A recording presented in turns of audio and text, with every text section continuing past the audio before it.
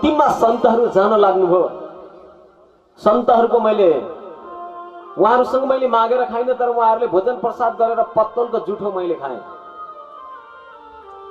अब अन्तिममा सन्तहरू जान लाग्नुभयो, मेरो मन सन्तसँग समर्पित भयो। भन्दिनु बिनु सन्त भव नहीं पार, सन्त बिना आत्माको जागरी छैन भन्ने मैले सुने महाराज। त्यही भएर मैले भने म पनि हजुरहरू सँगै जान्छु। तर सन्तले भन्नु, बाबु तिम्रो बुवा आमा हुनुहुन्छ कि हुनुहुन्न?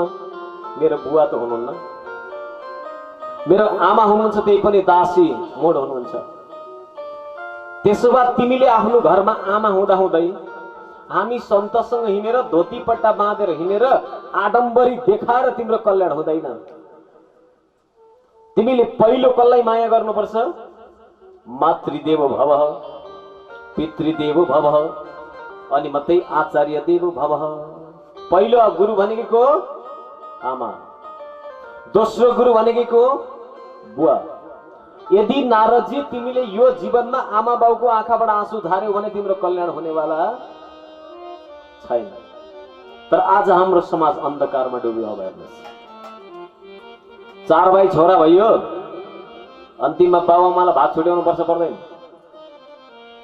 पर्छ पर्दैन? त्यसलाई के भनिन्छ नेपालीमा? जिउने हो। बाउ आमा पाल्नेलाई के चाहियो? जिउनै चाहियो। आमाले 9 महिना पेटमा बोकेको हिसाबमा आएको छ। बाउले खाली खुट्टा जिन्दगी भरि खाली खुट्टा हिँडेर पढाएको हिसाबमा आएको छ।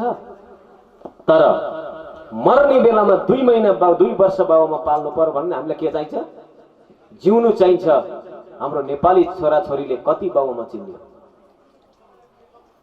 ठुलो कुरा त गरिन्छ, कथा गरिन्छ। आत्मा छातीमा हात राखेर सोच्नुहोस्, मेरो कारणले बुवा आमाको आँखाबाट आँसु त झरेन। सार्धतीर्थेषु पुण्यानां न पुण्य भवति सत्तमः। यदि बाबुआमाको आँखाबाट आँसु झारेको छ भने त नि नारद 3.5 करोड वर्ष त्यो छोराले नरकमा बस्नुपर्छ। कति हो 3.5 करोड वर्ष हिसाब? त्यसकारण के भन्नुहुन्छ? बुवा आमा घरमा हुँदैमा, धोती पट्टा बाँधेर मन्दिरमा बस्दैमा, अर्कालाई ज्ञान बाँडेर हिँड्दैमा, तर आफ्नो बाबुआमाले आँसु झार्दैछन् भने नारद त्यो पाप त भरे हामीले पनि बोक्नु पर्छ। तिमीले हामीले लिएर हिँडेपछि त्यसकारण तिम्रो आमाको जब अन्त्येष्टि हुन्छ अनि मात्रै आउन हाम्रो पास, नत्र हुँदैन। त यो कथाले के ज्ञान दिएछ हामीले पनि बुझ्नु पर्यो। जिउँदो हुन्जेल आमा बुवालाई माया प्रेम गरौँ, मरेपछि खिरको डल्ला खाउ न खाउ बाउ भनेर पिण्ड लडाएर कोच्याउँदा हुन्छ? हुन्छ? बाउलाई मरिसकेपछि श्राद्धमा पण्डितलाई दिएको धोती बाउले लगाउँछन्, पण्डितलाई दिएको दक्षिणा बाउले चलाउँछन्। आम्म, जिउँदो हुन्जेल त मतलबै छैन। मरेपछि चाहिँ पिण्ड नलडाई हुँदैन अरे। धुन्धुकारीलाई 100 वटा पिण्ड लडाउँदा भएन भने एउटा पिण्ड लडाउँदा बाउ तर्छ, जबरजस्ती गर्दा हुन्छ। धुन्धुकारीलाई करोडौं पिण्ड लडाउँदा पनि गया साध सतेर नापी मुक्तिर्मेन भविष्यति महाराज। गयामा करोडौं पिण्ड लडाए पनि आत्माको कल्याण हुँदैन भन्ने स्वयं प्रेत धुन्धुकारी नै हामीले जबरजस्ती हुन्छ भन्दा हुन्छ। शास्त्रलाई बुझ्नु पर्यो, मान्नु पर्यो, विवेचन गर्नु पर्यो, अनुसरण गर्नु पर्यो नि त। त्यसकारण श्रद्धालु भक्तजन, मरेपछि ढोल ढ्याङ्ग्रा नगरौँ। पुराण सुनाउनु छ भने कहिले सुनाउँ? अब सुनाउनु सकिएन, साह्रो गाह्रो भयो, पहिल्यै धाम जानुभयो भने त त्यो त अलग कुरा भयो। तर बुवा आमालाई जिउँदोमै पुराण सुनाउनुहोस् आनन्दसँग, कानमा शक्ति हुँदा हुँदै, आँखाले देख्दा देख्दै बुवा आमालाई राम्रो प्रेम भाव गर्नुहोस्। हाम्रो कारणले बुवा आमालाई कष्ट नपुगोस्। मरेपछि त आज हेर्नुहोस् कसैले कहाँ पाउनुहुन्न बुवा आमाले। त्यसकारण नारद, जिउँदोमा जति सदासे भाव गर्छौ मरेपछि गरेको तिमीले पाउनेवाला, ती पितृहरूले पाउनेवाला छैनन्। हामी त भन्छौँ पितृ पिण्ड खान आउँछन् परे हो। फेरि आउँछन् पिण्ड खान? देख्नु भएको छ कसैले कुद्दै आएर कप्पो खाएर हिँडेको? आउँछन्? गएका पितृ फर्केर आउँछन् त? अब आउँदैनन्। उता काशीमा गएर श्राद्ध गर्नुहोस्, पण्ड्याले के भन्छ? अब संकल्प श्राद्ध गर्नु तपाईँको पितृ पिण्ड खान। तर पितृ कहिले पिण्ड खान आउँदैनन्, ग्यारेन्टेड। कसैलाई केही शङ्का छ भने कथा सकेपछि खुल्ले आम सोध्नु होला। वेद भागवत शास्त्र उपनिषद भागवत कुरान पुरान कहाँबाट सोध्नुहुन्छ अनि अब? तर पिण्ड बनाएको भनेको खान दिएकै होइन, गलत बुझेर हिँडिरहेको छौँ। पिण्ड बनाएको शरीर पो बनाइदिएको त हामीले त। अनि शरीर बनाएर के गरिदिएको? फेरि त्यसलाई तेर्पिन्दाम गरेर के गरिदिएको? नुहाइदिएको। फेरि कतिले भन्नुहुन्छ गुरुजी म पिण्ड चाहिँ दिन्न, तर्पण चाहिँ दिन्छु भन्नुहुन्छ। पिण्डै नबनाएपछि तर्पणको के काम फेरि? बोलो कृष्ण कन्हैया कि पिण्डै छैन भने केलाई नुहाइदिनुहुन्छ तर्पणले? अब तर हामीले त भए पनि गइसकेपछि शरीरै स्मरण गरिरहेको रहेछौँ नि त अझै पनि।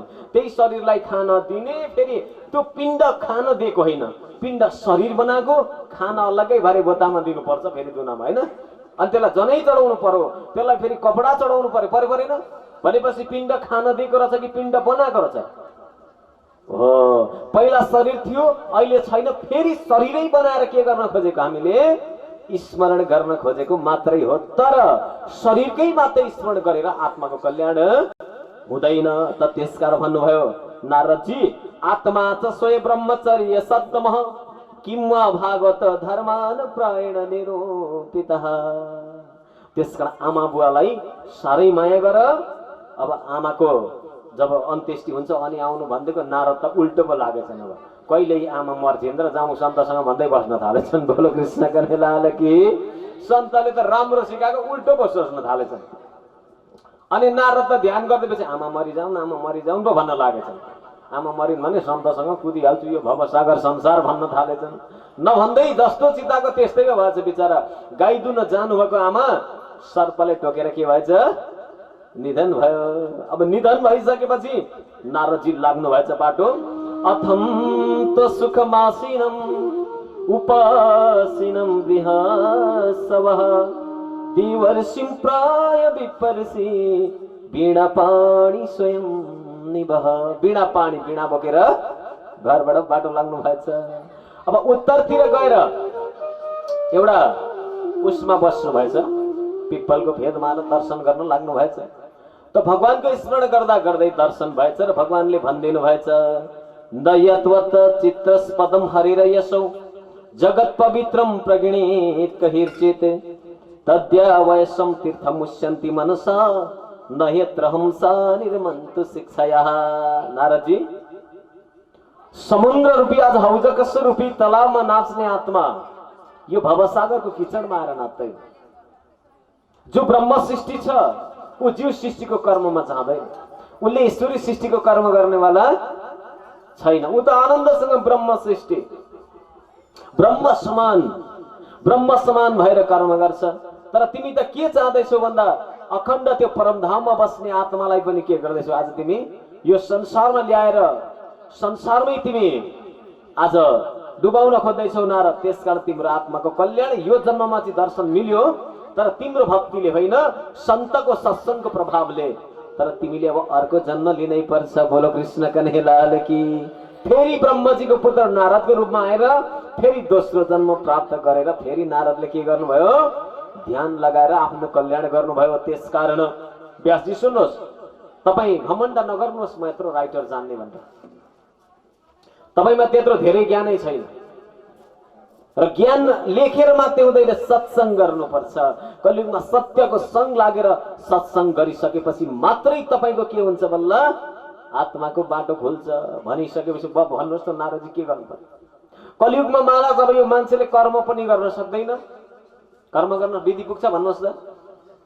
पञ्चामृत बनाउँदा के चाहिन्छ ल भन्नुहोस्? पञ्चामृत बनाउन अहिले त एउटा गाईको गौत ल्यायो, त्यसमा दुध घिउ चिनी हाल्यो, पञ्चामृत बनाए खाएन।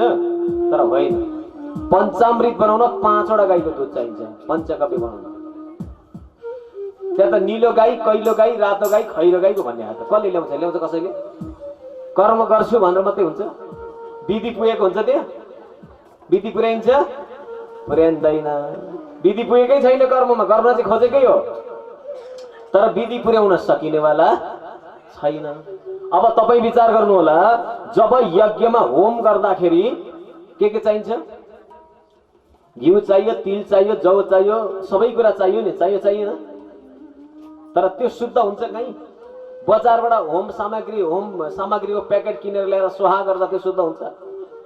गर्न त खोजेको हो नि, तर विधि पुग्दैन। आज विधि पुर्याउन सकिँदैन कुनै पनि कर्ममा। अब त त्यसकारण भन्नुहुन्छ व्यासजी कलियुगमा कसैले कर्म पनि गर्न सक्दैन। अब जप गर्नुहुन्छ सधैँ ध्यान गर्ने गरेको छैन। काँक्रोको ध्यान गर्नु भनौँ कस्तो गर्नुहुन्छ आइहाल्छ होइन। इस्टुसको ध्यान गर्नु भनौँ भने आइहाल्छ। फर्सीको गर्नु भनौँ भने अनि राज्यको ध्यान गर्नु भन्दा चाहिँ कस्तो गर्नुहुन्छ? कुरो यहाँ छ। बोलो कृष्ण कन्हैया लाल की। अब यो कलियुगमा जप पनि हुँदैन महाराज। तप गर्नु त झन् गाह्रो छ, हुनेवाला छँदै छैन। त त्यसकारण कलियुगमा जप तप ध्यानले कुनैले कामै काट्दैन। त्यसकारण भन्नुहुन्छ सत्सङ्गात् परमार्थम् आत्मानं च त्रिगुणात्मकम् परोपि मुने तक्थम तत्कृतं चापि पद्यते। महाराज आत्मानं आत्माको लागि न जप न ध्यान तर मात्रै के रहेछ कलियुगमा त कीर्तनादेव कृष्णस्य भनेको। अब कलियुगमा जति सक्दो कीर्तनले बाहिरको शरीर त केले धुने हो? केले धुने? स्वामीजीले बाणीमा भन्नुभयो सौमन साबु घसी पछाडु तो भिन्न निर्मल थाए। सौमन साबुन घसेर धोए पनि शरीर शुद्ध हुनेवाला हुन्छ कि हुँदैन? हुँदैन। अनि भित्र चाहिँ शुद्ध छ कि छैन? ल एकजनाले हात उठाउनु त गुरुजी मेरो चाहिँ एकदम निश्चल पवित्र छ भित्र भनेर उठाउनुहुन्छ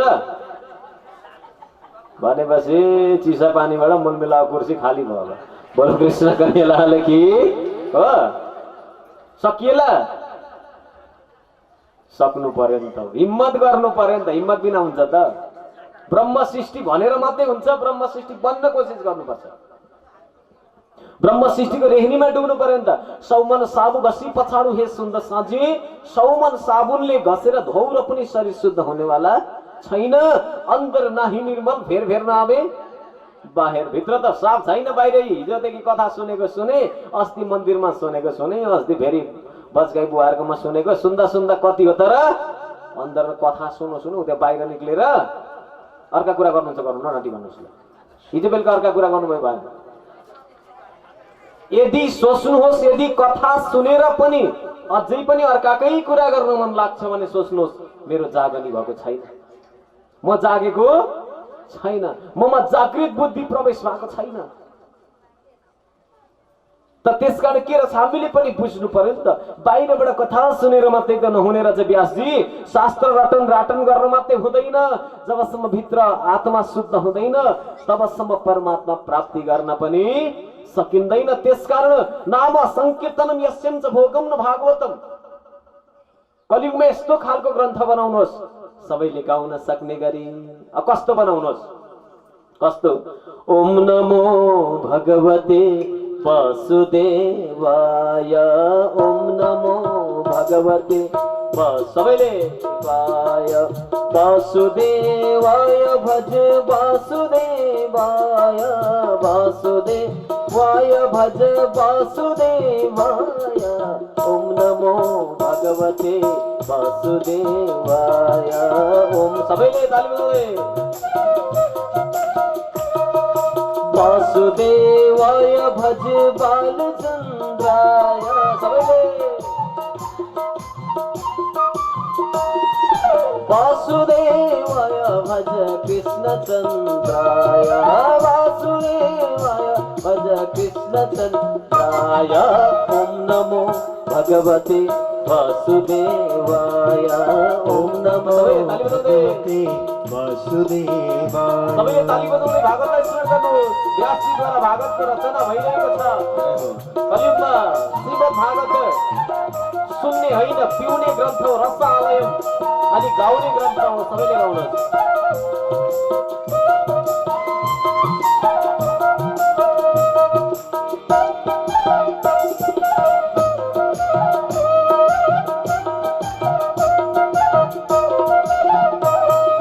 ध्रुवजीलाई नारदजीले यही ज्ञान दिए।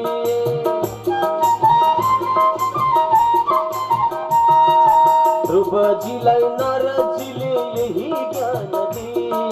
ध्रुवजीलाई नारदजीले यही ज्ञान दिए। यही ज्ञान दिए प्रभु यही ज्ञान दिए। यही ज्ञान दिए प्रभु यही ज्ञान दिए। ओम नमो भगवते वासुदेवाय। ओम नमो भगवते वासुदेवाय। सबैले गाउनु, सबैले ज्ञान दिँदै, नारदले ज्ञान दिँदै हुनुहुन्छ।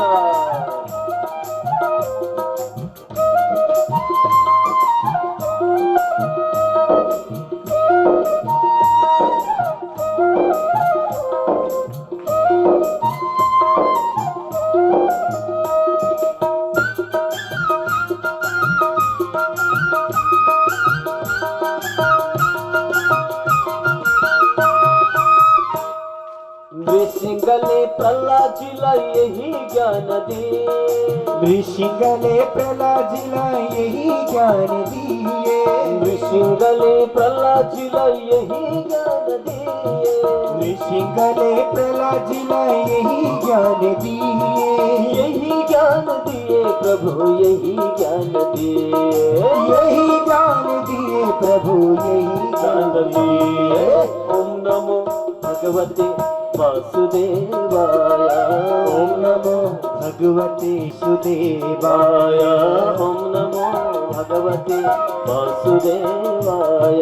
ओम नमो भगवते वासुदेवाय। बोलो भागवत भगवान की जय। अब नारदजीले सुन्नुभयो, महाराज त्यसो यो भागवतले के गर्छ त? ल मैले रचना त गर्दै, ठिक छ। त्यसैलाई स्वामी श्री प्राणनाथजीले भन्नुभयो, शास्त्र श्रवण श्री भागवत बुद्धि जागृतको ज्ञान। हे भक्तजन सुन्द साथी, भागवत श्रवण गरेर के जगाउनु पर्ने रहेछ? बुद्धि जगाउनु पर्यो। कसरी? धुन्धुकारी थियो अरे भनेर छ भन्दा थियो कि छ? पहिलाको धुन्धुकारी त 7 दिन कथा सुन्दा लाग्यो उकालो, तर अहिलेको धुन्धुकारी 70 वर्ष सुन्दा नि टेर्दैन। बोलो कृष्ण कन्हैयालाल की हो। कथा मण्डपमा बस्दा धुन्धुकारी होइन, हाम्रो शरीर। कथा आत्माले चाहिँ नगर्न बाबु हुँदैन भनिहाल्छ, फेरि शरीरले के भन्छ? गर्न गर, खा नखा भन्न थालिहाल्छ होइन।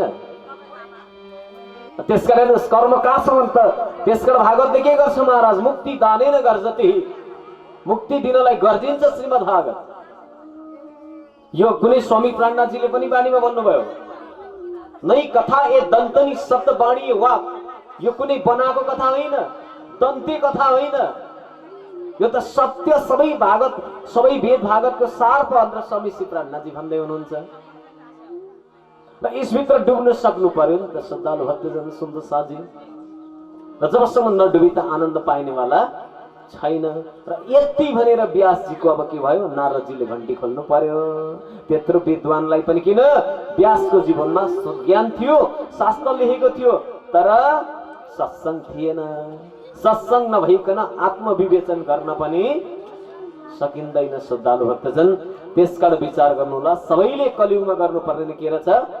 सत्संगत्वे निसंगत्वम, निसंगत्वे निर्मोहत्वम, निर्मोहत्वम निश्चल तत्वे, निश्चल तत्वे जीवन मुक्ति। सत्संग बिनाको जीवनमा मुक्ति हुनेवाला छैन भनेर के गर्नुभयो? ज्ञान दिनुभयो। र यही भाव र प्रेम हामी जान्नु पर्यो। अब श्रीमद् भागवतले अलिकति कथालाई यहाँबाट मोडेको छ कथा। र श्रीमद् भागवत रचना भइसकेपछि कथा अब कता लाग्यो?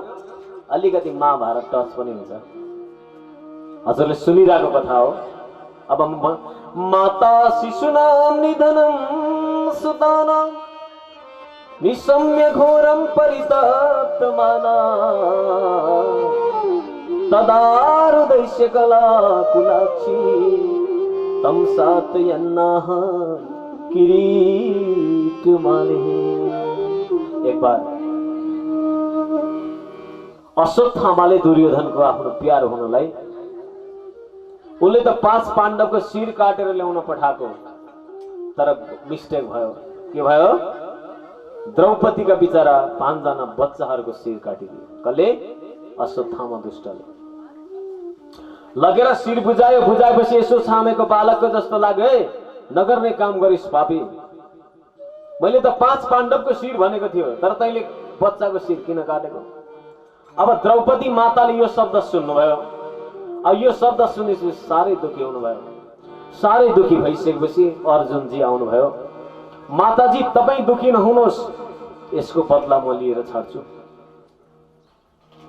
तब बदला लिनलाई अश्वत्थामालाई नगर बाबु, गुरुपुत्र हुन् जे भए पनि नगर्नु फटाङ गरिहाले। कोही दिन त कसला तुमको तुम भला चाहिए, तिन्न जे हुनु भयो। मैले यत्रो छोराको वियोगमा आज कष्ट खपिरहेको छु, फेरि म त्यो कष्ट गुरुआमालाई दिन चाहन्न। यो भनेको मातृत्व भाव हो। र पनि अर्जुनले अश्वत्थामालाई पक्रेर ल्याउनु भयो। ल्याएर माताजी हजुर जे भन्नुहुन्छ हामी के गर्न चाहन्छौँ, आज त्यही सजाय दिन चाहन्छौँ। सजायको कुरा नगर अर्जुन, मेरो मुखबाट सजायको शब्द आउँदैन। अब कृष्णजी पनि सँगै खडा पुग्नु भयो, यी बच्चाहरूको यसरी हत्या गरियो भनेर। त अर्जुनले कृष्णजीको तिर दर्शन गर्नुभयो। अब कृष्णजीले भन्नुभयो, दुईटा अप्सन राखिदिनु भयो, पापीलाई छोड्नु पनि हुँदैन, ब्राह्मणलाई मार्नु पनि हुँदैन। यो कृष्णजीले राखेको शर्त अर्जुनको माथि। तिमीलाई मैले बाण छोड्न पनि सिकाएको छु, बाण रोक्न पनि सिकाएको छु। अब यसको कल्याण कसरी हुन्छ तिमीले जान्नुपर्छ भनेपछि अब अश्वत्थामाले शिरमा मणि धारण गरेको थियो र आदि कपाल मणि दिनुभयो र शिरको मणि निकालिदिनु भयो। अब त्यहीबाट त्यो अश्वत्थामा भागेर कहाँ पुग्यो? पन्जाब पुग्यो। बोलो कृष्ण कन्हैया लाल की। अब मणि निकालेकोले खाल्डो परेको थियो, कसको? अश्वत्थामाको। अनि अश्वत्थामाले के गर्न थाले? अब त्यो खाल्डो पूर्णलाई कपडाले बाँध्न थाले। हो त्यही अश्वत्थामाबाट चलेको सम्प्रदाय अहिलेको सिख सम्प्रदाय हो। तर अश्वत्थामाले चाहिँ मणि निकालेको टाउको बेर्न बाँधेको थियो, तर उनीहरूले के गरिदिए? गुरुले फेटा बाँध्थे भनेर फेटा बाँधेर कुरा चलाइदिए। बोलो कृष्ण कन्हैया लाल की। अश्वत्थामा त्यता लाग्यो। अब यता कृष्णजीले बिचारा ती दुधे बालकहरूलाई अत्याचार गरिहाले, त गरिहालेपछि अब के गर्ने यसो विचार गर्नुभयो र तिनीहरूको अन्त्येष्टि गरिदिनु भयो। फेरि अब जानु पर्यो भनेर सबैसँग बिदा माग्नु भयो। फेरि यता उभिएर जान लाग्नु भएको थियो। पाहि पाहि महायोगिन देवदेव जगतपते नान्यम तद्भयं पश्ये यत्र मृत्यु परस्परम। यसो हेरेको त फेरि उत्तर माता खडा हुनु रहेछ। अरे कृष्ण, तिमी द्वारिका जान पाउँदैनौ, किन म किन माताजी किन जान पाउँदिन? मेरो कारण के हो? तपाईले केही माग्नु छ भने माग्नुस्, म दिएर जानेछु। मेरो अझै उता भीष्म पितामहको अवस्था एकदम नाजुक छ, उहाँ पनि दर्शन गर्न पुग्नु पर्नेछ। त होइन, त्यसो भए तिमी के माग्छौ भन्दाखेरि अब हजुर के माग्न चाहनुहुन्छ भन्दाखेरि त त्यतिखेर अब के माग्ने? नमस्ते पुरुषम तमाद्यम ईश्वरम प्रकृते परम अलक्ष्य सर्वभूतानां अन्तर्बहिव स्थितम। बाहिरबाट पनि यो सृष्टिको विश्वोत्पत्ति आदि हेतुवे तपाईँ नै हुनुहुन्छ, भित्रबाट पनि आत्माको रूपमा आफै हुनुहुन्छ। मैले के माग्नु? तर हजुरसँग नभएको चिज माग्न चाहन्छु। ल भन्नुहोस्, के माग्नुहुन्छ? नभएको चिज। हामीसँग नभएको चिज के होला? अहिले कसैले हजुरलाई टक्क भेटेर नभएको चिज माग्नु भन्दा के माग्नुहुन्छ? के बिग्ने मागे? पैसै माग्नेला, अरू त के माग्नु?